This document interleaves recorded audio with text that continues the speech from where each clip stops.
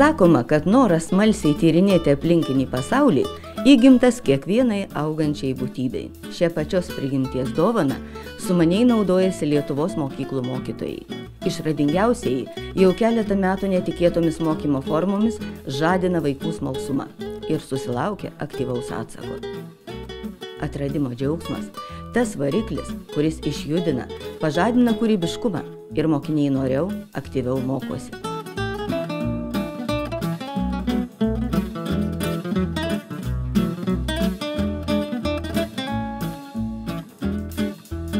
Projektas buvo sugalvotas vaikų ir buvo sugalvotas būtent todėl, kad vaikai turėjo gana mažą susidomėjimo pasaulio pažinimu, kas atrodo visiškai paradoksalu.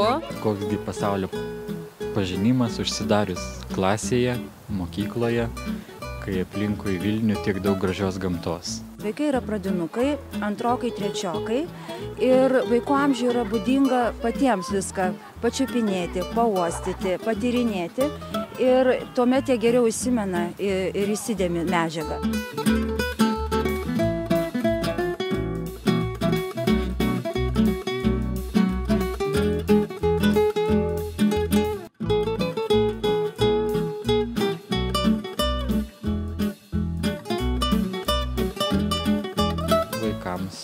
Šita tema jau pakankamai gerai išaiškinta. Ir kadangi mes pasaulio pažinimo pamokas darom tokias išplėstinės, pavyzdžiui, kai šiandien nuo ryto iki pietų, tai mes tą vieną temą galim išgvildenti iš visų pusių ir tikrai pilnavertiškai, nes vadovėliuose tai visos temos yra taip po truputį ir ten visko labai daug, bet visko labai po mažai.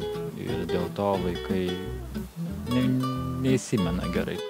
Mokytojai išvedę moksleivius iš įprastos pamokos rėmų, o kai kurie ir už mokyklos sienų, džiaugiasi išaugusiu mokinių aktyvumu, žingeidumu. Pasirodė, kad įvairūs bandymai, tyrinėjimai vaikams yra labai naudingi ir vaikai labai daug sužinojo ir parodė patys labai daug iniciatyvos.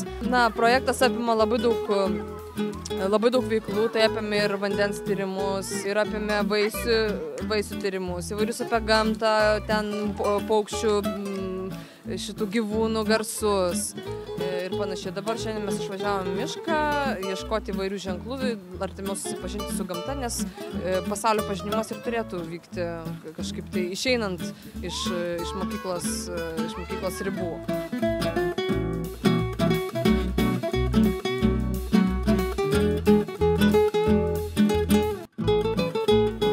Bet labiausiai patenkinti mokiniai.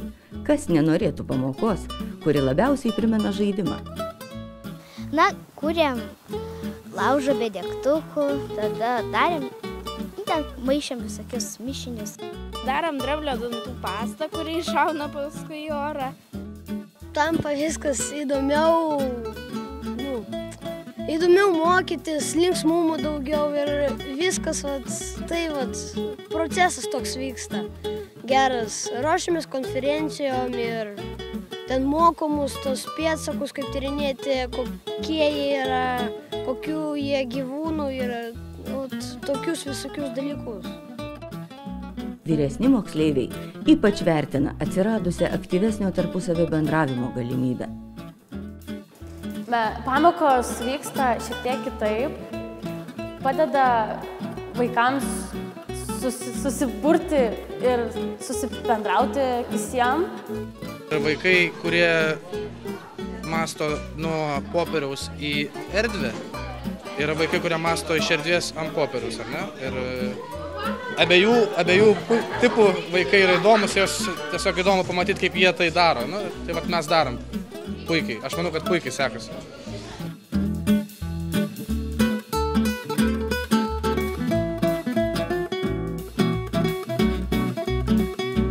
Berniukas, pavadinkim, kažkokia sunki situacija, vaikas iškart buvo atkreipęs dėmesį, kad pastoviai liūdnas.